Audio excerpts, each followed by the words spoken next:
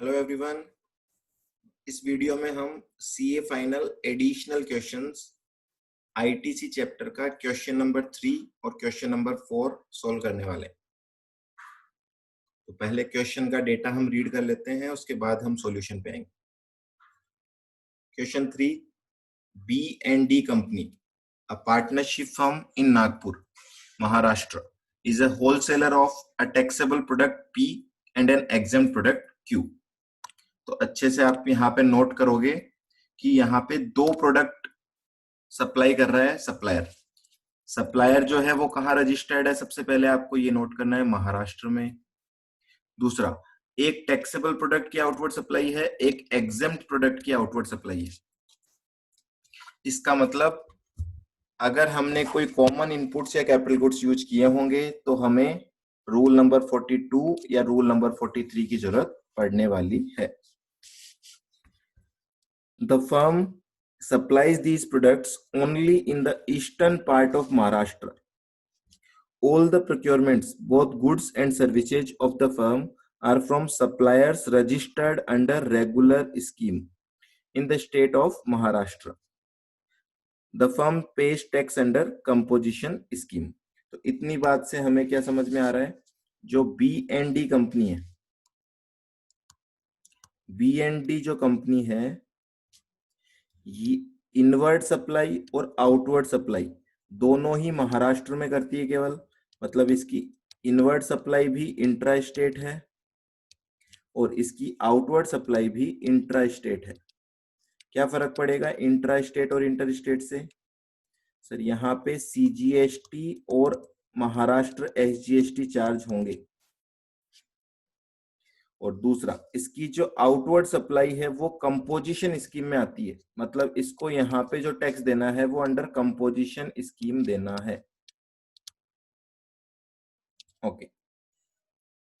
B&D company has furnished the following details with respect to its turnover exclusive of taxes and stock exclusive of taxes।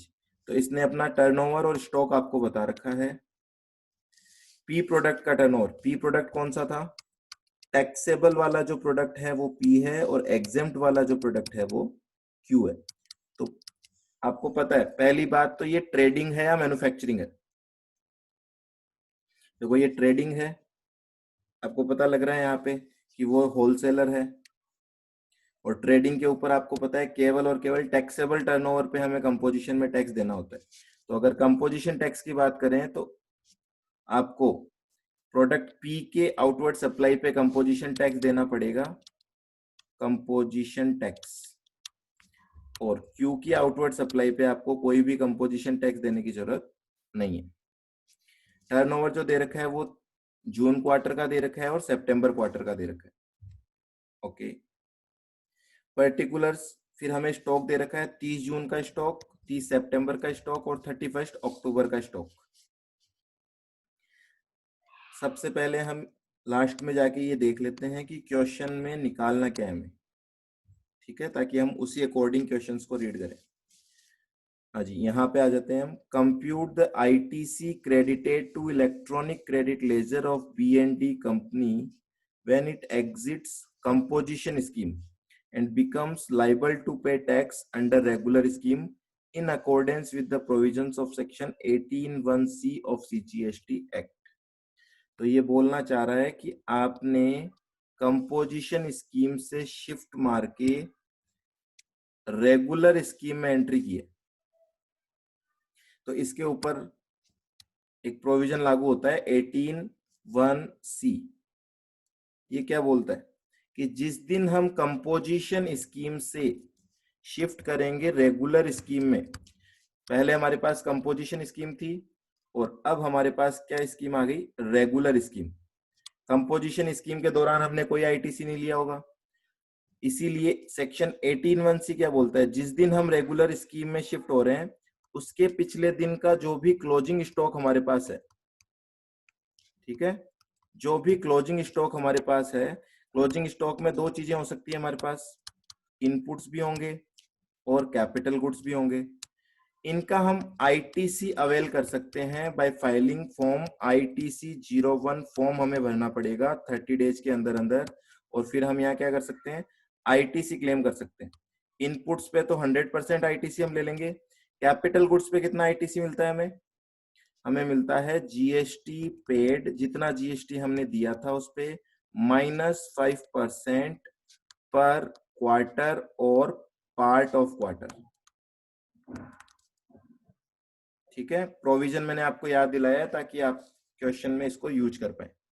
दूसरी एक इसमें बहुत important condition थी section 18(2) में, उसको बिल्कुल भी नहीं भूलना है हमें। वो क्या, कि जो इनवॉइस है, जिस इनवॉइस के बेसिस पे हम ये आईटीसी लेने वाले हैं, वो नॉट ओल्डर देन 1 ईयर, 1 साल से पुराना नहीं होना चाहिए। तो हम बोलेंगे इनवॉइस विद इन 1 ईयर होना चाहिए। ठीक है, ये कंडीशन भी आपको चेक करनी है। तो कुल मिला के ये क्वेश्चन है सेक्शन 18(1)(c) के ऊपर। आगे तो कुछ नहीं पूछ रहा ना, और नहीं। ठीक है, आगे क्या बोल रहे हैं एक बार यहाँ भी देख लेते हैं। Make suitable assumption wherever required, rate of CGST SGST on service of transportation of goods by GTS 2%, 2.5% ही। मतलब जीटीए पे जो इनवर्ट सप्लाई हमने ली होगी उस पे 5% टैक्स है, 2.5% CGST and 2.5% SGST. Stock is valued at cost price, stock का जो वैल्यूएशन हमने कर रखा है, ऊपर जो हमने पढ़ा है स्टॉक दे रखा है, वो कॉस्ट प्राइस पे वैल्यू हो रखा है। The company has not claimed depreciation on the tax component of any capital goods mentioned above under the Income Tax Act 1961. All the conditions necessary for availing ITC have been complied with. Rate of CGST AGST 9%. तो आपके जो product P था उस पे tax की क्या rate है? 18%। Q पे क्या रेट थी? वो तो एग्जेम्प्ट है, उस पे कोई टैक्स नहीं है। यहाँ पे एक इंपॉर्टेंट चीज बोली है, आपको याद हो, सेक्शन 16(3) हमें बोलता है अगर कैपिटल गुड्स में हमने टैक्स कंपोनेंट पे डेप्रीशिएशन ले लिया तो फिर हमें कोई आईटीसी एलिजिबल नहीं होगी।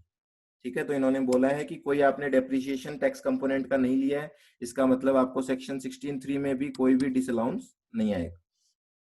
चलिए अब हम रीड कर लेते हैं डेटा, और अकॉर्डिंगली हमें क्या कैलकुलेट करना है? हमें कैलकुलेट करना है, यहाँ पे अच्छे से ध्यान रखना, क्वेश्चन बहुत अच्छे से रीड करना। हमें कैलकुलेट करना है कि सेक्शन 18(1)(c) की वजह से हमें जो आईटीसी मिलने वाला है, वो टोटल आईटीसी नहीं बताना है हमें, हमें केवल बताना है कि आईटीसी 01 फॉर्म भरने में हमें कितनी आईटीसी मिलेगी। ठीक है, तो वहां पे कौन सी आईटीसी मिलती है? जो इनपुट्स जो कैपिटल गुड्स पड़े होंगे उनकी आईटीसी हम ले सकते हैं। तो हमें यही देखना है क्वेश्चन में, अब फाइंड आउट करना है। तो सबसे पहले तो आप क्वेश्चन में ये पता लगाओ कि हम रेगुलर स्कीम में शिफ्ट कब हो रहे हैं।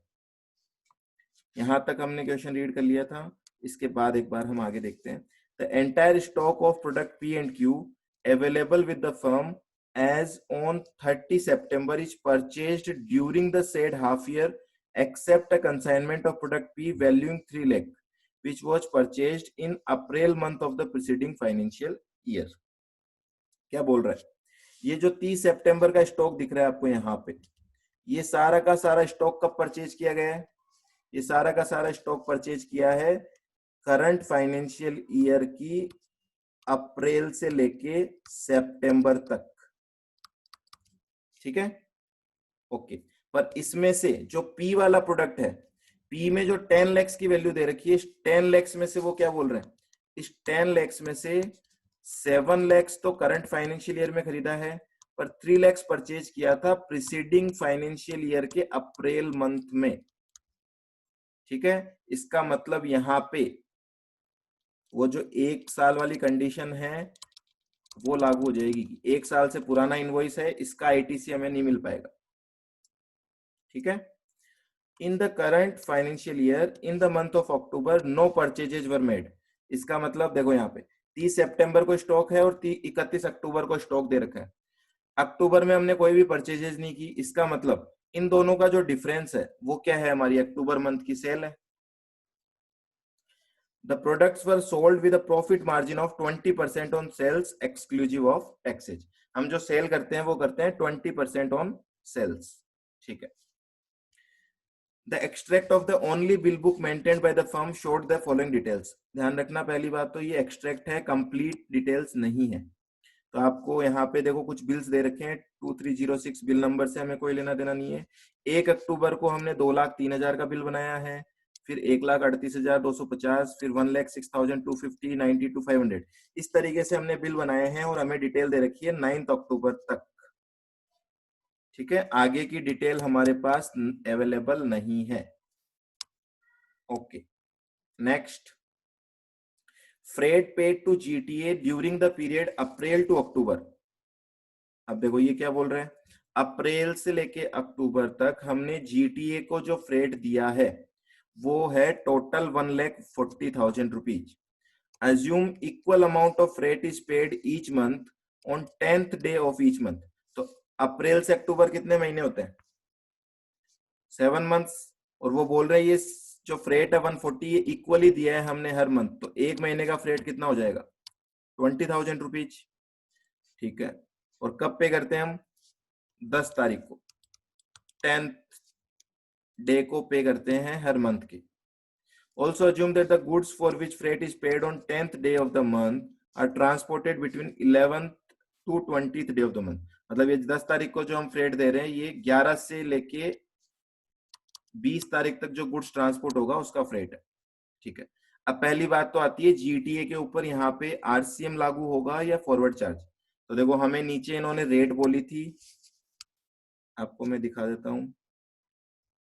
इन्होंने कहा था जीटीए के ऊपर जो रेट लेनी है वो लेनी है 5%। और ये आप अच्छे से जानते हो कि जीटीए अगर खुद पे करता है तो 12% की रेट लगती है, और जब आरसीएम लागू होता है तो 5% की रेट लगती है। इसका मतलब यहाँ पे ये जो टैक्स लगना है वो बीएनडी कंपनी को पे करना पड़ेगा। Okay, next, special packing charges paid to a packing company having expertise in such specialized packing during the period January to October। The packing charges are paid to the goods for the goods which are transported between 11th to 20th day of the month as mentioned in point 1 above। The goods are packed on 10th day and then transported from 11th day onwards। Assume equal amount of packing charges are paid each month on 9th day of the month। तो कुल मिला के क्या बोल रहे हैं, हम कुछ पैकिंग चार्जेस करवाते हैं, मतलब पैकिंग करवाते हैं और उसका पैकिंग चार्जेस देते हैं, उसकी टोटल वैल्यू 3 लाख है। इसके ऊपर रेट क्या है, 18%, क्योंकि हमें नीचे उन्होंने बोला था केवल ट्रांसपोर्टेशन पे 5% है, बाकी सब पे 18% है। तो ये क्या है, आरसीएम में नहीं है पर एफसीएम में है, मैंने टैक्स तो दिया होगा ना, तो मैं इसका भी क्या लूंगा, आईटीसी अवेल करूंगा। अब ये पेमेंट कब हुआ है वो आप देख लो। अगेन उन्होंने बोला है जनवरी से लेके अक्टूबर तक का पेमेंट है ये, है ना, जनवरी से लेके अक्टूबर, मतलब 10 मंथ्स का पेमेंट है। तो अगर इसको 10 से डिवाइड करूं तो मंथली आ जाएगा, 30,000 रुपीज पर मंथ हमने पे किया है। ठीक है, और 30,000 का 18% हमने इस पे जीएसटी दिया होगा। ओके, आगे और डिटेल देख लेते हैं एक बार फटाफट। Following details information is also available. देखो आपको यहाँ पे particulars relating to capital goods, कुछ कैपिटल गुड्स भी यहाँ पे दे रखे हैं जो आपके पास स्टॉक में पड़े हैं। ठीक है, चलिए अब हम स्टार्ट करते हैं। 18(1)(c) के अकॉर्डिंग हमें आईटीसी कैलकुलेट करना है। तो सबसे इंपॉर्टेंट पॉइंट है इस क्वेश्चन में कि किस दिन हम रेगुलर स्कीम में शिफ्ट हो रहे हैं, सबसे पहले तो आप वो फाइंड आउट करो। तो कहीं भी क्वेश्चन में मेंशन नहीं है, इसका मतलब हम रेगुलर स्कीम में क्यों जा रहे होंगे, क्योंकि हमारा टर्नओवर 1.5 करोड़ को एक्सीड कर गया होगा। तो सबसे पहले तो आप ये चेक करो कि कब हमारा टर्नओवर 1.5 करोड़ को एक्सीड कर रहा है। चलिए जी, साल के फर्स्ट क्वार्टर का टर्नओवर दे रखा है हमें 60 लाख एंड 17,65,000। इन दोनों को ऐड करेंगे हम तो आ जाएगा हमारे पास 77,65,000। ठीक है, यहां तक कोई दिक्कत नहीं है। नेक्स्ट क्वार्टर का हमारा टर्नओवर है 50 + 17, मतलब 67 लाख और ऐड कर देंगे हम टोटल टर्नओवर में। तो हमारा यहां तक का, तो अच्छे से देखना यहाँ पे मैं आपको जो डायग्राम बना रहा हूं, हमारा अप्रैल से लेके 30 सितंबर तक का जो टर्नओवर है वो आ रहा है 144,65,000। इसका मतलब अभी तक भी मैं कंपोजिशन स्कीम के लिए एलिजिबल हूं। ठीक है, अब देखो आगे हमें क्या दे रखा है, ये हमने बिल बनाए हैं अक्टूबर में, और बिल की सीरीज आप देख सकते हो कंटिन्यू है, इसका मतलब ये सारे बिल लगातार बने हुए हैं। अब इनमें से कब आप कंपोजिशन से बाहर आ जाओगे वो चेक करना है आपको। आपका टोटल टर्नओवर हो चुका है 144,65,000। अगर उसको मैं 150 लाख में से डिडक्ट कर देता हूं तो बचता है हमारे पास 5,35,000 का अमाउंट। अगर इतना टर्नओवर और हो गया हमारा अक्टूबर में तो हमें कंपोजिशन से बाहर आना पड़ेगा। चलिए, फर्स्ट इनवॉइस है 2,03,000 का, तो इसमें से अगर 2,03,000 हम लेस कर देते हैं तो हमारे पास बचता है 3,32,000 तक का, और अभी हम इनवॉइस बना सकते हैं। नेक्स्ट इनवॉइस है 1,38,250 का, ये भी अगर इसमें से मैं लेस कर दूं 138,250 तो हमारे पास बचता है 1,93,750। इतने का इनवॉइस अभी भी हम बना सकते हैं। नेक्स्ट इनवॉइस भी विद इन लिमिट है, वो है हमारा 106,250। ये भी अगर मैं इसमें से लेस कर दूं तो हमारे पास बचता है 87,500 का इनवॉइस। अगर मैं बनाता हूं तो मैं कंपोजिशन में रहूंगा। नेक्स्ट इनवॉइस है 92,500। इसका मतलब यहां जाके मुझे कंपोजिशन स्कीम विड्रॉ करनी पड़ेगी। तो मोस्ट इंपोर्टेंट डेट इस क्वेश्चन की वो है 3 अक्टूबर। आई होप ये पॉइंट आपको क्लियर है। 3 अक्टूबर को मुझे कंपोजिशन स्कीम से विड्रॉ करना है और रेगुलर स्कीम में शिफ्ट करना है। इसका मतलब जो क्लोजिंग स्टॉक मुझे चेक करने हैं वो किस दिन के चेक करने हैं, वो करने हैं 2 अक्टूबर के। 2 अक्टूबर को मेरे पास क्या इनपुट्स और कैपिटल गुड्स का स्टॉक पड़ा हुआ है। क्लियर है बात? चलिए, अब मुझे देखना है एक तो इनपुट्स का स्टॉक कितना पड़ा है और कैपिटल गुड्स का कितना पड़ा है। तो इनपुट्स की इंफॉर्मेशन तो है हमारे पास यहाँ पे। देखो कितना स्टॉक होगा हमारे पास, हमें जो इन्फॉर्मेशन देख रखी है उसके अकॉर्डिंग आप समझना बात को। हमारे पास यहाँ पे मैं दोनों पे अलग अलग चल रहा हूं। पी प्रोडक्ट की बात करूं, अगर हम बात करें प्रोडक्ट पी की, तो 30 सितंबर को 10 लाख का स्टॉक था हमारे पास, जबकि 31 अक्टूबर को 3,60,000 का स्टॉक है हमारे पास। ठीक है, हमें चाहिए 2 अक्टूबर का क्लोजिंग स्टॉक। तो बहुत सिंपल सा तरीका है, 10 लाख में से मैं क्या करूंगा, ये 2 लाख, ये 1,33,000 और ये 67,000, यही तो 3 बिल बने 2 अक्टूबर तक। इन तीनों बिल की कॉस्ट लेस कर दूंगा तो मेरे पास क्या आ जाएगी, स्टॉक की वैल्यू आ जाएगी। ठीक है, इन तीनों का टोटल करते हैं हम, 2 लाख प्लस 1,33,000 प्लस 67,000, टोटल आता है 4 लाख। इसका मतलब मैंने 2 दिनों में 4 लाख का पी प्रोडक्ट सेल किया है। ठीक है, पी प्रोडक्ट जो मैंने सेल किया है वो सेल किया है 4 लाख का, और 4 लाख की अगर सेल है, सेल्स पी प्रोडक्ट की कितनी की है मैंने 2 दिन में, 4 लाख की, तो इसकी कॉस्ट कितनी होगी। देखो हमको इन्होंने बताया था नीचे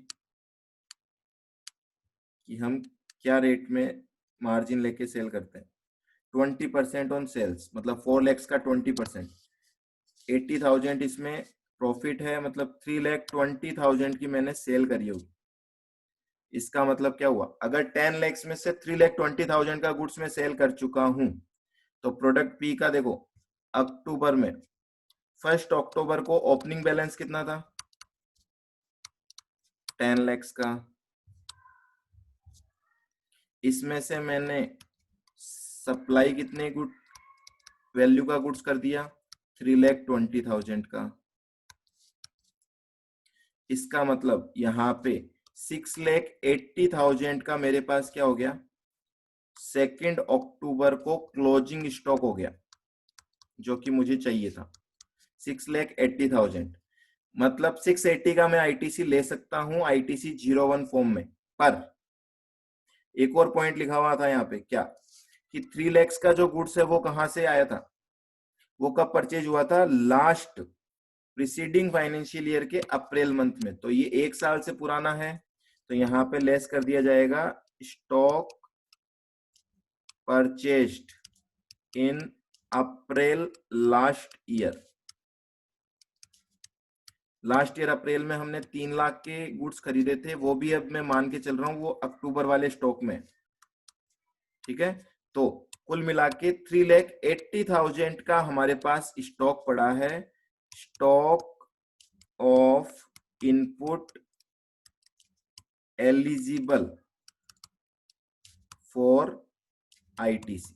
इस 3,80,000 का मैं आईटीसी ले सकता हूं, और इस पे टैक्स कितना होगा वो आपको निकालना है, सीजीएसटी और एसजीएसटी। ध्यान रखना क्योंकि क्वेश्चन ने पहले ही बोला था कि हमारी जो सप्लाई है वो इंट्रा स्टेट है, तो 9% सीजीएसटी और 9% एसजीएसटी आप इस पे कैलकुलेट करोगे, कितना आता है देखो, 3,80,000 का 9%, 34,000 200 CGST होगा और 34,200 SGST होगा।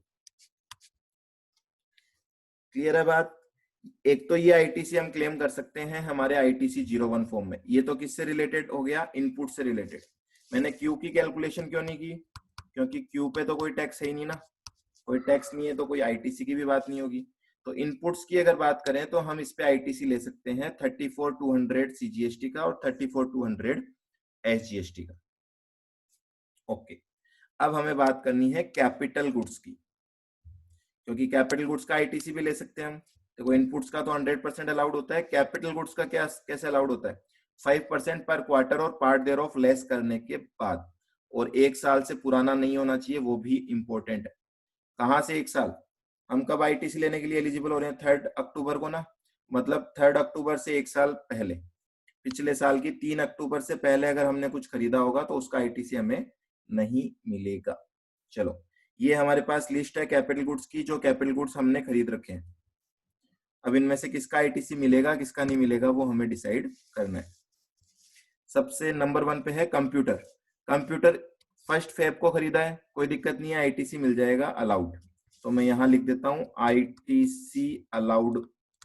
कौन कौन सा आईटीसी मुझे अलाउ हो जाएगा? 36,000 का आईटीसी अलाउ हो जाएगा। प्रिंटर जनवरी 1 2 ईयर्स प्रायर, 2 साल पहले खरीदा है, कोई आईटीसी नहीं मिलेगा, 0। Motorcycle used by staff for collecting payment from debtors. Motorcycle आप जानते हो मोटर व्हीकल के ऊपर सेक्शन 17(5) के अंदर हमें क्या कर रखा है? ब्लॉक। कोई आईटीसी अलाउ नहीं होगा मोटर व्हीकल में, केवल और केवल स्पेसिफाइड पर्पज में यूज आती है तो अलाउड होता है। ठीक है, वो होता है फर्दर सप्लाई या फिर इम्पार्टिंग ट्रेनिंग या फिर ट्रांसपोर्टेशन की सर्विस। तो यहाँ पे तो तीनों यूज नहीं आ रहा, तो इसका भी आईटीसी हमें अलाउ नहीं होगा, ये ब्लॉक्ड क्रेडिट है। फर्नीचर फिक्सचर हमने खरीदा है जून में, तो इसका आईटीसी भी मिल जाएगा। अच्छा, इसका कैलकुलेशन साथ में कर देते हैं, चलो हम। आईटीसी 36,000 का अलाउ नहीं होगा, यहाँ पे 36,000 एलिजिबल है, आईटीसी कितना अलाउ होगा? 5% लेस करके। तो 36 में से 5% क्वार्टर का लेस करना है। देखो हमें कैलकुलेट करना है 2 अक्टूबर की एंड को, इसका मतलब अक्टूबर नवंबर दिसंबर वाला क्वार्टर भी काउंट हो जाएगा, क्योंकि पार्ट ऑफ क्वार्टर आते ही पूरा क्वार्टर काउंट होता है। अब यहाँ पे हम काउंट करेंगे फरवरी से, तो जनवरी फरवरी मार्च का फर्स्ट क्वार्टर, फिर अप्रैल मई जून सेकंड क्वार्टर, जुलाई अगस्त सितंबर थर्ड क्वार्टर, और अक्टूबर नवंबर दिसंबर फोर्थ क्वार्टर। यहाँ पे 4 क्वार्टर का हम लेस करेंगे, कितना होता है 4 क्वार्टर का? 20%। तो देखो 36,000 माइनस 20% करो, ये आएगा हमारा 28,800 का आईटीसी मिलेगा हमें कंप्यूटर पे। फिर हम बात करें फर्नीचर फिक्सचर, इसका आईटीसी मिल जाएगा 72,000 माइनस कितना क्वार्टर हुआ? देखो जून, तो अप्रैल मई जून का एक क्वार्टर, फिर जुलाई अगस्त सितंबर का एक क्वार्टर, और अक्टूबर नवंबर दिसंबर का एक क्वार्टर। तो टोटल 3 क्वार्टर, मतलब 15% लेस कर देंगे हम यहाँ से। क्वार्टर की कैलकुलेशन सबको समझ में आ रही है? एक दिन भी क्वार्टर में आ गया तो आपको पूरा क्वार्टर काउंट करना है। Next, AC used for office. देखो एसी कब खरीदा है? 15 अक्टूबर को खरीदा है, मैं तो 2 अक्टूबर के स्टॉक चेक कर रहा हूं। ठीक है, 2 अक्टूबर को जो स्टॉक में है, तो अगर कोई चीज 15 अक्टूबर को खरीदी है तो वो 2 अक्टूबर को स्टॉक में नहीं हो सकती। इसका आईटीसी मिलेगा या नहीं मिलेगा? बिल्कुल मिलेगा इसका आईटीसी, पर वो GSTR 3 form, GSTR 3B form में अवेल करना है मुझे। क्वेश्चन मुझे पूछ रहा है 18(1)(c) के अकॉर्डिंग क्या आईटीसी अलाउ होगा। ठीक है, तो इसको मैं यहाँ पे नॉट अप्लीकेबल लिख देता हूँ। और exhaust fan used in the godown, इसका भी आईटीसी मिल जाएगा, कोई दिक्कत नहीं है। 9,000 रुपए माइनस, देखो 10 मार्च, मतलब मार्च वाला क्वार्टर हो गया, देन अप्रैल मई जून का क्वार्टर भी काउंट होगा, फिर जुलाई अगस्त सितंबर भी होगा, फिर मतलब 4 क्वार्टर हो गए यहाँ पे।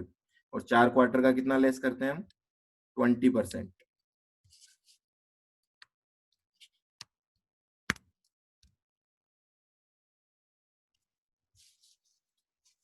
4 क्वार्टर का लेस करेंगे हम यहाँ पे 20%। तो 9,000 माइनस 20% करेंगे तो हमारे पास आ जाएगा 7,200। आई होप यहाँ तक की कैलकुलेशन आपको क्लियर है। इसका टोटल एक बार हम लगा देंगे तो हमें पता लग जाएगा टोटल आईटीसी कितना मिलने वाला है। 28,800 प्लस 61,200 प्लस 7,200, तो हमें जो आईटीसी मिलेगा वो मिलेगा 97,200। ये टोटल जीएसटी है, इसको स्प्लिट कर लेंगे हम दो पार्ट में, ठीक है, सीजीएसटी एसजीएसटी के लिए। हाँ जी, अब एक पॉइंट और आता है यहाँ पे जो कि मोस्ट इंपॉर्टेंट है, वो ये है कि ये जो मुझे कैपिटल गुड्स का आईटीसी मिल रहा है, ये कौन से कैपिटल गुड्स है, क्लोज ए, क्लोज बी या क्लोज सी वाले। देखो इनमें किसी में भी आपको ये नहीं बता रखा कि ये एक्सक्लूसिवली प्रोडक्ट पी में या एक्सक्लूसिवली प्रोडक्ट क्यू में काम आ रहे हैं। तो आप क्या मान के चलोगे कि ये सारे के सारे कॉमन यूज आ रहे हैं, और कॉमन यूज मतलब क्लोज सी वाले कैपिटल गुड्स। और क्लोज सी वाले कैपिटल गुड्स का क्या ट्रीटमेंट होता है, उनका एक बार तो हम पूरा आईटीसी ले लेते हैं, और उसके बाद उसका प्रोपोर्शनेट आईटीसी जो कि एग्जेम्प्टेड से रिलेटेड है, वो अगले 60 मंथ्स तक हमें क्या करना होता है, आउटपुट टैक्स लायबिलिटी में ऐड करना होता है। ध्यान रखना आईटीसी रिवर्सल नहीं करना है, तो आप आईटीसी तो पूरा ही क्लेम करोगे, इसका जो प्रोपोर्शनेट होगा वो आउटपुट में ऐड करेंगे, वो हमें इस क्वेश्चन में नहीं पूछा है। तो कुल मिला के हमारा आंसर आ गया, दोनों को ऐड कर देंगे हम, तो हमें पता लग जाएगा टोटल कितना आईटीसी हमें अलाउ किया जाएगा। तो इनपुट्स का आईटीसी कितना मिला था हमें, 34,200 प्लस 34,200, टोटल हो गया ये, अगर इसका टोटल लगाऊं तो ये हो गया 68,400 का आईटीसी मिलेगा। और कैपिटल गुड्स का मुझे आईटीसी मिल रहा है कितना, 97,200 का। तो टोटल आईटीसी हमें अलाउ होगा यहाँ पे, टोटल आईटीसी जो अलाउ हो रहा है वो हो रहा है 1,65,600 का। This is the answer. एक बार सॉल्यूशन चेक कर लेते हैं, ये अमाउंट आ रहा है या नहीं आ रहा।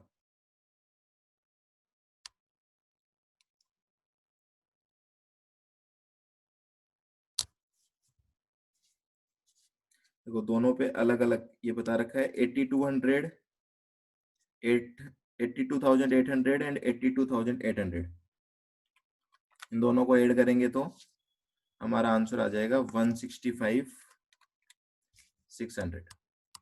ठीक है, आपको दिखाना सीजीएसटी एसजीएसटी दोनों अलग अलग ही है, क्योंकि स्टार्टिंग में इंफॉर्मेशन थी क्वेश्चन में कि सारी की सारी सप्लाई जो होती है हमारी वो इंट्रास्टेट होती है। ठीक है, क्लियर।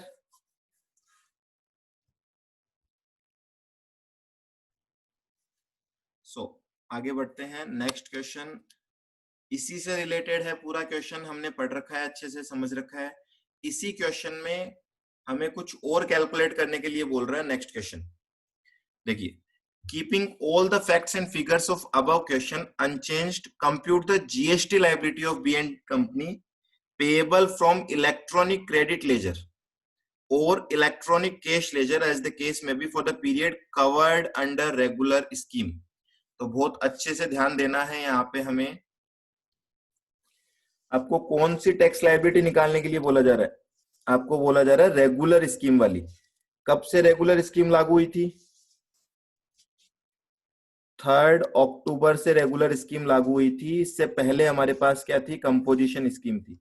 यहां से हम रेगुलर में आए, तो हमें अक्टूबर, कुल मिला के 3 अक्टूबर से लेके 31 अक्टूबर 31 अक्टूबर तक का हमें क्या देना है, टैक्स का डेटा देना है। तो टैक्स क्या होगा, आउटपुट टैक्स लायबिलिटी निकालनी है एक तो हमें, इसमें से हम आईटीसी लेस करेंगे, जिसको हम बोलते हैं payment through electronic credit laser, और जो नेट आएगा नेट टैक्स पेएबल, इसको हम बोलते हैं tax payable through electronic cash ledger. तो आपको कुल मिला के ये 3 चीजें देनी है। ठीक है, 3 चीजें देनी है, तो 3 हम स्टेटमेंट बना लेंगे। पहले आउटपुट टैक्स कैलकुलेट कर लेंगे, फिर आईटीसी कैलकुलेट कर लेंगे, और फिर नेट टैक्स पेएबल।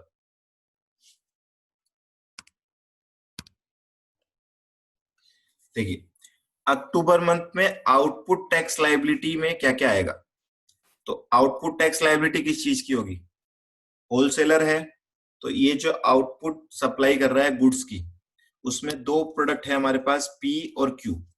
तो क्यू तो एग्जेम्प्टेड है, कोई दिक्कत ही नहीं है, उसमें तो कोई टैक्स लायबिलिटी है नहीं। पी हमने अक्टूबर 3 अक्टूबर से लेके 31 अक्टूबर तक कितना पी का हमने सप्लाई किया है वो हमें कैलकुलेट करनी है। अब इसमें देखो अक्टूबर मंथ में पी की टोटल सारे इनवॉइस नहीं दे रखे हमें, तो ये वाला स्टेटमेंट नहीं, यहाँ पे हमें पता लगेगा यहां से दोनों स्टॉक में जो डिफरेंस है। 30 सितंबर को हमारे पास पी का स्टॉक था 10 लाख का और 31 अक्टूबर को हमारे पास स्टॉक है 3,60,000 का। इसका मतलब हमने अक्टूबर मंथ में टोटल कॉस्ट ऑफ गुड्स जो सप्लाई किए हैं, ध्यान रखना ये कॉस्ट दे रखी है हमें, 10 लाख माइनस 3,60,000, 6,40,000 कॉस्ट के गुड्स हमने सेल किए हैं। लेकिन इसमें तो 1 और 2 अक्टूबर की सेल भी आ गई ना, हमें वो हटानी है इसमें से पहले। आ रही बात समझ में? तो देखो किस तरीके से कैलकुलेशन करेंगे हम कि हमने पी की कितनी वैल्यू का गुड सेल किया है।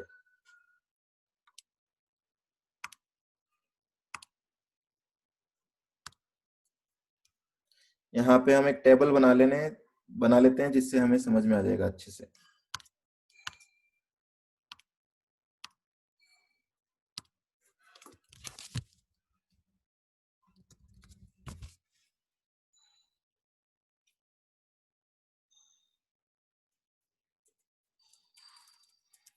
जी पर्टिकुलर्स और इसमें हम लिख देते हैं वैल्यू।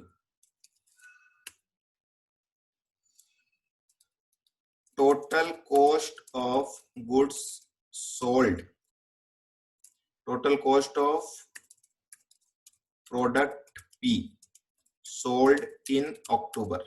टोटल कॉस्ट कैसे आएगी? तो टोटल कॉस्ट बहुत सिंपल है, हमारे पास पहले स्टॉक था 10 लाख का, जिसमें से 31 अक्टूबर को स्टॉक कितना पड़ा है 3,60,000 का। इसका मतलब टोटल कॉस्ट है हमारे पास 6,40,000 रुपीज की। ठीक है, अब ये तो कॉस्ट है ना, हमें मार्जिन क्या दे रखा था? मार्जिन था 20% ऑन सेल्स। इसका मतलब यहां पे सेल्स वैल्यू निकाल सकते हैं हम। सेल्स वैल्यू क्या होगी? Sales value of product P in October month. पूरे अक्टूबर मंथ में हमने कितना प्रोडक्ट पी सेल किया है? तो 6,40,000 हम बोल सकते हैं। 6,40,000 जो है वो 80% ऑफ सेल्स है।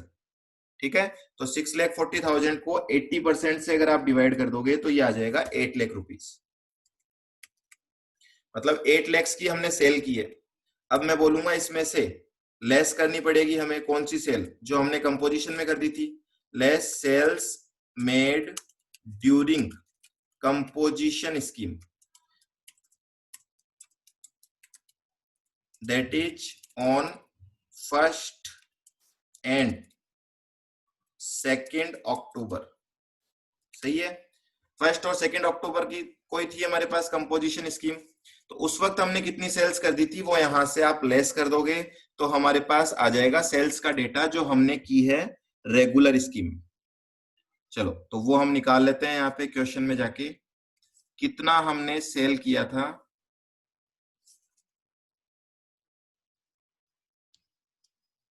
तो इस सॉल्यूशन को साथ ही लेके चलते हैं ताकि हम वहीं पे आंसर लिख देंगे। चलिए यहाँ पे देखिए आपको दिख रहा है 1 अक्टूबर और 2 अक्टूबर को पी की हमने क्या क्या वैल्यू ऑफ सेल की है। तो 3 बिल है हमारे पास, 2 लाख का प्लस 1,33,000 का प्लस 67,000 का। इसका मतलब 4 लाख की सेल की थी हमने, तो 4 लाख रुपीज लेस कर देते हैं हम इसमें से। 4 लाख लेस करेंगे तो हमारे पास आ जाएगी sale value of product P in October month, in October month during regular scheme, ये निकालना था हमें। ये आ गई 4 लाख की वैल्यू, और 4 लाख पे सीजीएसटी एसजीएसटी कितना होगा? सीजीएसटी होगा 9%, तो 4 लाख का 9% हो जाएगा हमारा 36,000 रुपीज। और एसजीएसटी भी कितना होगा? 9%, सेम वैल्यू। 36,000। बात समझ में आ गई? तो एक टैक्स लायबिलिटी तो हमारी आएगी सिंपली प्रोडक्ट पी की आउटपुट टैक्स लायबिलिटी। अब इसको थोड़ा सा शीट को हम इधर ले आते हैं, इधर विजिबल थोड़ा कम है। ये कैलकुलेशन समझ में आ गई होगी आपको, ठीक है? एक बार वापस आप इस शीट को देख लो। टोटल कॉस्ट हमें पता लगा ली हमने। टोटल कॉस्ट कैसे पता लगी? ओपनिंग क्लोजिंग स्टॉक का डिफरेंस 6,40,000, मार्जिन 20% ऑन सेल्स दे रखा है तो हमने सेल्स वैल्यू निकाल ली, 8 लाख की सेल्स वैल्यू आ गई। उसमें से हमने कंपोजिशन वाली सेल हटा दी तो हमें पता लग गया रेगुलर में हमने कितना सेल किया है 4 लाख का, उस पर हमने टैक्स कैलकुलेट कर लिया। तो एक जो हमारा आउटपुट टैक्स लायबिलिटी है वो तो है 36,000 प्लस 36,000, ठीक है जी। दूसरी हमारी आउटपुट टैक्स लायबिलिटी और है, जो मैंने अभी पहले वाला क्वेश्चन करवाते वक्त आपको बोला था कि जितने भी कैपिटल गुड्स हम परचेज कर रहे हैं वो कैपिटल गुड्स तो कॉमन कैपिटल गुड्स है ना, क्लोज सी वाले, तो उनका प्रोपोर्शनेट आईटीसी हमें क्या करना पड़ेगा? ऐड करना पड़ेगा हर मंथ, ठीक है? और प्रोपोर्शनेट आईटीसी ऐड कैसे होता है? अब ये इंपॉर्टेंट कैलकुलेशन है यहाँ पे। हाँ जी, यहाँ पे बहुत इंपॉर्टेंट कैलकुलेशन आने वाली है, प्रोपोर्शनेट आईटीसी कैसे ऐड होता है। तो उसके लिए अगेन मैं आपको यहाँ पे समझा देता हूँ एक टेबल बना के।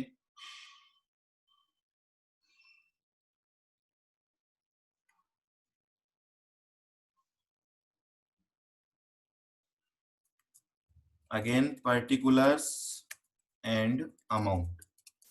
देखो अब समझना इस चीज को।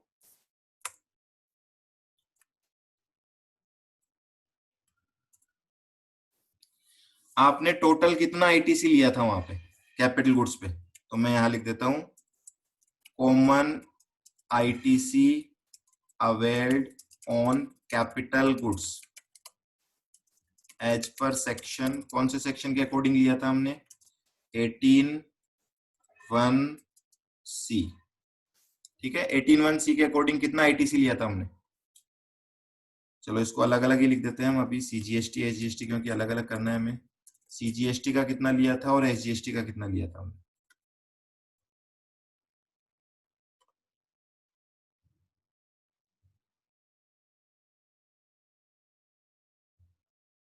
एक कॉलम और इंसर्ट करना है हमें यहाँ पे।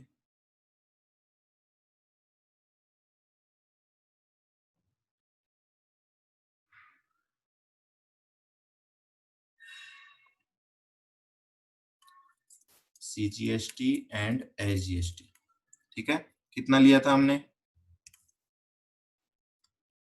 हमारी कैलकुलेशन थी यहाँ पे 97,200 का हमने टोटल आईटीसी लिया था। इसको डिवाइडेड बाई 2 कर लेते हैं, ये आ गया 48,600। 48,600 का हमने आईटीसी लिया था,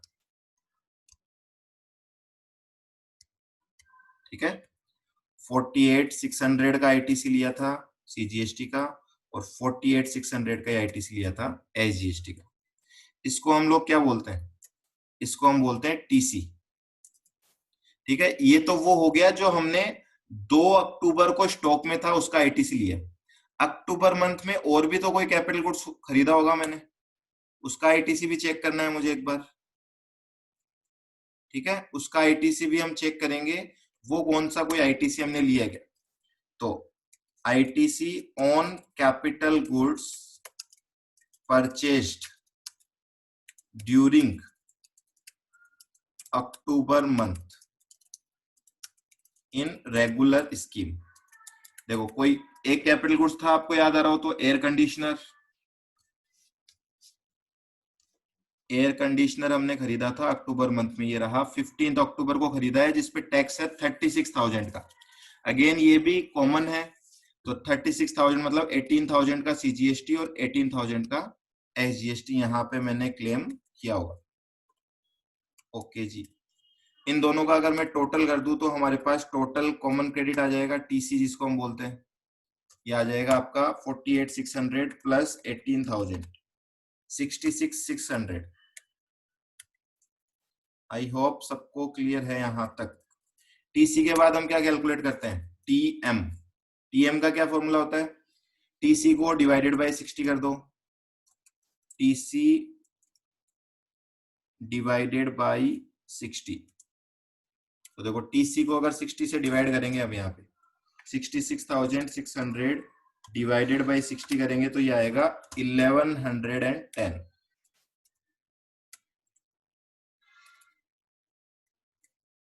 ठीक है, इसके बाद क्या करते हैं हम, इसके बाद हम सारे कैपिटल गुड जिनकी लाइफ अभी बाकी है उसको नाम दे देते हैं टीआर। तो ऐसा कुछ यहाँ पे है नहीं, तो टीएम और टीआर तो सेम ही होगा। ठीक है, टीएम मैं बोल देता हूं TR shall be equal to TM यहाँ पे। ओके, अब बात आती है ऐड करने की आउटपुट टैक्स लायबिलिटी में। कितना अमाउंट ऐड होगा आउटपुट टैक्स लायबिलिटी में? तो हम बोलेंगे amount to be added in output tax liability, तो वो होगा आपका टीई। ठीक है, इसके लिए आपको रूल 43 आना चाहिए, इसीलिए ये क्वेश्चन सोल्व हो पाएगा। तो ये क्वेश्चन हम कर रहे हैं ये मानते हुए कि आपको रूल 43 भी आता है, सेक्शन 18(1)(c) भी आता है। टीई का फॉर्मूला क्या होता है? टीई का फॉर्मूला होता है TR multiplied by E divided by F. तो कुल मिला के अब हम यहाँ पे दो चीजें और फाइंड आउट करनी है। टीआर तो हमारे पास है ही, ठीक है, टीआर तो हमारे पास है, तो हम बोल देते हैं 110 मल्टीप्लाई तो किससे होगा? Exempted value. अब यहाँ पे बहुत ही इंपॉर्टेंट चीज है जो आपको नोटिस करनी है। देखो, बहुत इंपॉर्टेंट चीज है जो आपको समझनी है, वो क्या कि एग्जेम्प्टेड सप्लाई है या टोटल सप्लाई है, वो हमें यहाँ पे अक्टूबर मंथ की पूरे की लेनी है या केवल और केवल 3 अक्टूबर से लेके 31 अक्टूबर तक की लेनी है। ठीक है ना, बहुत इंपॉर्टेंट क्वेश्चन है। तो 1 अक्टूबर से लेके 2 अक्टूबर तक जो सप्लाई थी वो तो किसमें थी? वो तो थी कंपोजिशन स्कीम में। और 3 से लेके 31 अक्टूबर तक जो हमने सप्लाई की है वो की है रेगुलर स्कीम में। अब आप अपने मन में आंसर सोचो, क्या आंसर होना चाहिए? हमें यहाँ पे जो टर्नओवर लेना है एग्जेम्प्टेड का और टोटल का, वो रेगुलर का लेना है या दोनों का लेना है? तो आंसर है only and only regular scheme. Why? क्यों? उसका आंसर अच्छे से सुन लेना। आपको यहां पे जो बोला गया है वो लेना है exempted turnover of tax period. Tax period का मतलब क्या होता है? टैक्स पीरियड मतलब जिस पीरियड की हम रिटर्न फाइल कर रहे हैं। तो यहाँ पे एक अच्छे सी पॉइंट आपको ध्यान रखना है, अक्टूबर मंथ में 2 रिटर्न फाइल होगी।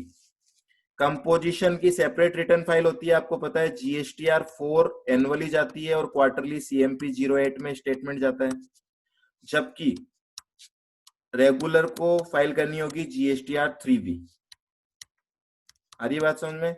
तो टैक्स पीरियड जो होगा वो टैक्स पीरियड क्या होगा? 3 अक्टूबर से लेके 31 अक्टूबर तक होगा रेगुलर वाले के लिए। तो हम टर्नओवर भी केवल 3 से लेके 31 तारीख तक का ही कंसीडर करेंगे। I hope it is very much clear. ठीक है, ये पॉइंट आपको समझ में आना चाहिए अच्छे से। यहाँ पे अदरवाइज बहुत सिंपल तरीके से मिस्टेक कर बैठेंगे हम। ठीक है, ध्यान रखना, एग्जेम्प्टेड का और टोटल टर्नओवर हमें कितना लेना है? केवल और केवल 3 अक्टूबर से लेके 31 अक्टूबर तक। क्यों? क्योंकि इसी को हम टैक्स पीरियड बोलेंगे रेगुलर स्कीम के लिए, क्योंकि यहाँ पे 2 अलग अलग रिटर्न फाइल होगी। तो जो 1 और 2 अक्टूबर की रिटर्न फाइल होगी जो कि कंपोजिशन के अंदर जाएगी, वो हमारा टैक्स पीरियड नहीं कहलाएगा for the purpose of regular scheme. ठीक है, चलिए, तो यहाँ पे अब हम टर्नओवर देख लेते हैं। एग्जेम्प्टेड का टर्नओवर कितना है? देखो, ये तो यहां से पता लग जाएगा हमें। एग्जेम्प्टेड क्या है? हमारे क्यू प्रोडक्ट है हमारा एग्जेम्प्टेड। टोटल कितना सेल हुआ है वो तो पता लग जाएगा ओपनिंग क्लोजिंग के डिफरेंस से। ओपनिंग 2 लाख का था, क्लोजिंग 1,20,000 का स्टॉक पड़ा है, मतलब हमने 80,000 का स्टॉक सेल किया होगा। और क्या मार्जिन में सेल करते हैं हम? 20% ऑन सेल। मतलब इसको मैं डिवाइड बाय 80% कर दूं, हमने 1 लाख का गुड सेल किया होगा टोटल, है ना। 1 लाख में से कितना मैंने कंपोजिशन में सेल कर दिया? 1 और 2 अक्टूबर को जो मैंने सेल किया है वो मैंने कंपोजिशन में सेल किया है। इसको मैं लेस कर देता हूं, तो -3,000 -5250 एंड -39250। तो 52,500 का जो टर्नओवर है वो है मेरा एग्जेम्प्टेड प्रोडक्ट का। कौन सी स्कीम में? रेगुलर स्कीम में। क्लियर? तो मैं यहां लिख देता हूं एग्जेम्प्टेड टर्नओवर कितना आया मेरा, एग्जेम्प्टेड टर्नओवर आ रहा है 52,500 का, एग्जेम्प्टेड टर्नओवर 52,500 का। टोटल टर्नओवर कैसे कैलकुलेट करेंगे, टैक्सेबल का और कैलकुलेट कर लो, आ जाएगा टोटल। और टैक्सेबल का हमने किया था अभी कैलकुलेट, आपको पता हो तो कैलकुलेशन, टोटल आई थी 8 lakhs, जिसमें से 4 lakhs थी कंपोजिशन में। इसका मतलब 4 lakhs की जो सप्लाई है वो हमारी टैक्सेबल सप्लाई है ड्यूरिंग रेगुलर स्कीम। तो टोटल टर्नओवर कितना हो जाएगा, जिसको हम एफ बोलते हैं, वो हो जाएगा 4,52,500। चलिए अब ये वैल्यू रख देते हैं हम यहाँ पे, जिससे हमारा सॉल्यूशन आ जाए। तो 52,500 तो हमारा एग्जेम्प्टेड है और टोटल है हमारा 4,52,500। ठीक है, कितना आंसर आएगा, 1110 इंटू 52,500 डिवाइडेड बाई 452,500, ये आ गया 128.78। तो इसको मैं राउंड ऑफ में लिख देता हूं 129 एंड 129। क्लियर। तो देखो दो आउटपुट टैक्स लायबिलिटी तो मैंने कैलकुलेट कर दी। क्वेश्चन बहुत लेंदी है, एग्जाम में आने की प्रोबेबिलिटी क्या है पता नहीं, एग्जाम में मुश्किल है आए, पर for the purpose of knowledge आपको इसको सोल्व करना चाहिए ताकि आपको कंसेप्ट क्लियर हो जाए। ठीक है, और फिर आप इसको सोल्व कर लेंगे तो फिर आपकी स्पीड भी बढ़ जाएगी, और फिर एग्जाम में अगर आ भी जाता है बाई चांस तो भी आप इसको टाइमली अटेम्प्ट कर सकते हैं। चलिए, तो दो बातें हो गई। एक हमने यहाँ पे जीटीए का पॉइंट भी देखा था, आपको याद हो तो जीटीए पे हमने आरसी में टैक्स देना है, वो आउटपुट टैक्स लायबिलिटी तो नहीं है पर मेरी टैक्स लायबिलिटी है, तो उसको भी तो पे करना पड़ेगा। हाँ, उस पे एक पॉइंट आपको ध्यान रखना है, क्या उसमें एक डिफरेंस होता है, वो हमें हमेशा कैश लेजर से ही पे करनी होती है, क्रेडिट लेजर उसमें यूज नहीं आ सकता। कितनी टैक्स की लायबिलिटी आएगी, देखो ये हमने ऑलरेडी कैलकुलेट कर दिया था कि अक्टूबर मंथ में हमारा फ्रेट कितना जाएगा 20,000 का, और 20,000 पे 2.5% का टैक्स देना है हमें सीजीएसटी, ये हो जाता है 500। तो हमारी एक और टैक्स लायबिलिटी आ जाएगी यहाँ पे, वो है जीटीए की। क्लियर। तो मैं एक और टेबल बना देता हूँ यहाँ पे,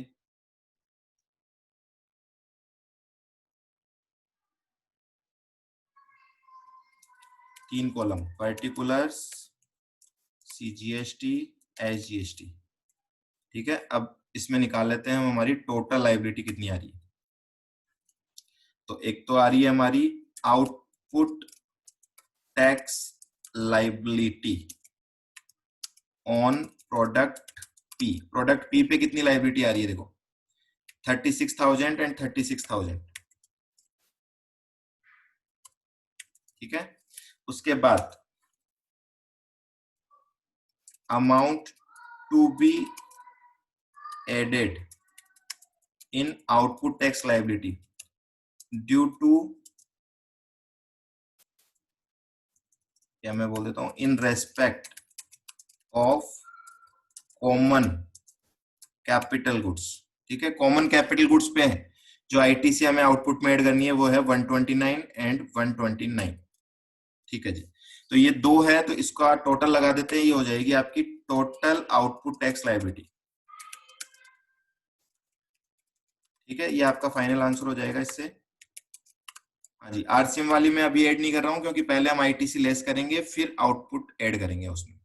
तो टोटल टैक्स लायबिलिटी हो गई यहाँ पे 36,129, 36,129। ठीक है, यहां तक। चलिए आगे चलते हैं इसके। अब हम इसमें से बात करेंगे लेस आईटीसी, कितना आईटीसी हमें लेस हो जाएगा। तो देखो आईटीसी एक तो हम ऑलरेडी कैलकुलेट कर ही चुके हैं, कितना आईटीसी अवेल किया था हमने टोटल।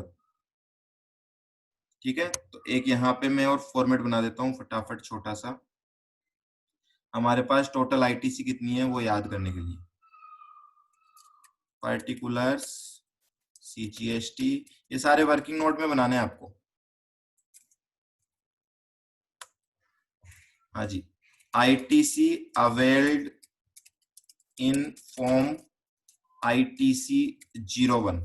आईटीसी 01 में हमने कितनी आईटीसी ली थी, देखिए यहाँ पे हमने आंसर लिखा था, टोटल ली थी हमने 165,600, इसको डिवाइड कर लेते हैं 2 से, 82 to 800, हाँ जी, 82,800 CGST लिया था, 82,800 हमने SGST लिया था। इस बार हमने कितना ITC लिया है? एक तो हमने कैपिटल गुड्स का लिया है, ITC availed on air conditioner, AC पे लिया था हमने ITC। कितना ITC था AC वाला? देखो ऊपर लिख रखा है हमने इसमें फॉर्मेट में,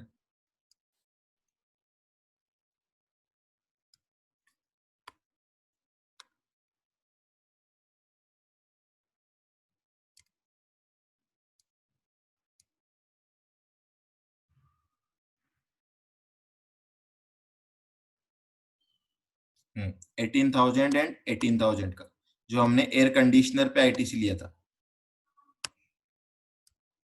तो एक ITC ये भी लिया था हमने। इसके अलावा हमें 2 ITC और मिलेंगे यहाँ पे, वो कौन से होंगे? एक तो GTA वाला, और दूसरा एक जो स्पेशल पैकेजिंग पे हमने टैक्स दिया था वो। तो मैं ले लेता हूं ITC on inward supply of GTA पे कितना टैक्स था? देखो 20,000 का 2.5%, 500 रुपए, 500 एंड 500। और दूसरा था ITC ऑन स्पेशल पैकेजिंग, ये सर्विस ली थी हमने। कितने रुपए की सर्विस थी? स्पेशल पैकेजिंग 3 lakhs की थी, 10 मंथ्स की, तो एक मंथ की 30,000, और 30,000 का 9%, 30,000 का 9%, ये हो गया 2,700। पर अगेन एक प्रॉब्लम है यहाँ पे, वो क्या कि सर ये जो GTA और स्पेशल पैकिंग का हमने ITC, देखो AC का जो टैक्स था, अब यहाँ पे ध्यान रखना और एक पॉइंट क्लियर करना है आपका, AC का जो कॉमन क्रेडिट है ये, पर इसका जो रिवर्सल हुआ है वो हमने आउटपुट में ऐड किया है। देखो इससे रिलेटेड हम आउटपुट में ऑलरेडी ऐड कर चुके हैं, है ना, 129 रुपीज एंड 129 रुपीज। लेकिन जो इनवर्ट सप्लाई इनपुट्स और इनपुट सर्विसेज की होती है, ये आपको पता है ये आउटपुट में ऐड नहीं होती, इसका ITC रिवर्सल होता है ना। और ITC रिवर्सल करने का क्या तरीका होता है? इसमें वही फॉर्मूला होता है C2, जिसको हम कॉमन क्रेडिट बोलते हैं। तो ये दोनों ही कॉमन क्रेडिट है यहाँ पे हमारे पास, ठीक है, ये दोनों ही कॉमन क्रेडिट है हमारे पास। तो इसको रिवर्सल करेंगे हम, इसको हम क्या बोलते हैं? D1 नाम से बोलते हैं हम, D1 reversal of common ITC in respect of exempted supply. जो एग्जेम्प्टेड सप्लाई कर रहे हैं, फॉर्मूला सेम वही है, C2 into E upon F। C2 कितना है यहाँ पे? इन दोनों का टोटल 500 एंड 2,700, तो 3,200 हमारा C2 है, इंटू E हमारा आया था 52,500, और टोटल टर्नओवर हमारा आया था 4,52,500। कितनी कैलकुलेशन आती है? 3,200 इंटू 52,500 इंटू 452,500 डिवाइडेड बाई 452,500, ये आ रहा है 371 रुपीज राउंडेड ऑफ। ये लेस करना है, ध्यान रखना आपको, ये ऐड नहीं करना है, इसको हमें लेस करना है। इन सब का टोटल लगा देंगे तो हमारा आ जाएगा टोटल ITC अवेल्ड। ये लो जी, कितना टोटल आता है देखो, 82,800 plus 18,000 plus 500 plus 2,700 minus 371, 1,03,629, 1,03,629 and 1,03,629। Clear? तो ये आईटीसी आपने पूरा अवेल किया है। ये आईटीसी कहाँ यूज करोगे आप? ऑब्वियसली आउटपुट को पे करने में यूज करोगे। आईटीसी ज्यादा है, आउटपुट टैक्स कम है, तो पूरा यूटिलाइज हो जाएगा। तो लेस कर देते हैं हम 36,129 और इसमें भी लेस कर देते हैं 36,129। तो आपकी नेट, या हम ऐसे बोल देते हैं output tax liability payable through electronic cash ledger कितनी होगी? 0। कुछ पे नहीं करना हमें इसमें, ठीक है। लेकिन आरसीएम वाली लायबिलिटी पे करनी है, तो मैं बोलता हूं टैक्स पेएबल अंडर आरसीएम कितना था? 500 एंड 500 जीटीए वाला केस में।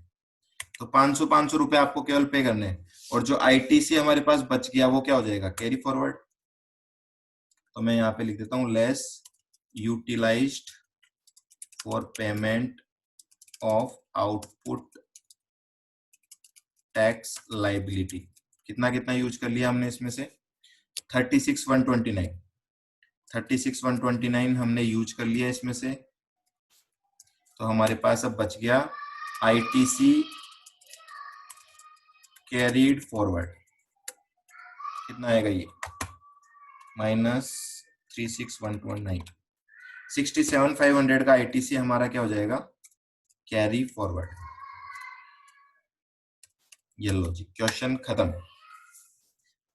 तो उन्होंने इस क्वेश्चन में क्या क्या पूछा था? क्वेश्चन नंबर 4 में एक तो उन्होंने पूछा था आपकी टोटल टैक्स लायबिलिटी कितनी है। तो ये रही हमारी टोटल टैक्स लायबिलिटी। देखो आपकी आउटपुट टैक्स लायबिलिटी आ गई यहाँ पे, और ये आपकी आ गई आरसीएम की लायबिलिटी। उन्होंने पूछा था इसमें से कितना क्रेडिट लेजर से पे हो जाएगा। तो ये हमारा क्रेडिट लेजर से पे हो रहा है। और इसमें से कितना कैश लेजर से पे होगा? तो ये हमारा 500 एंड 500 कैश लेजर से पे हो रहा है। ठीक है, एक बार आंसर पे आ जाते हैं, आंसर मैच कर लेते हैं इनसे। क्वेश्चन नंबर 4 का आंसर 36,129 परफेक्ट है एकदम। और 500 रुपए हमने कैश लेजर से ही पे करने पड़ेंगे। तो आईटीसी कैरी फॉरवर्ड कितना हो जाएगा? पूछा नहीं है, फिर भी हम निकाल सकते हैं। इन्होंने नहीं निकाला, कोई इशू नहीं है। देखो नेट आईटीसी अवेलेबल 1,03,629 ये आया था हमारा। चेक कर लो एक बार।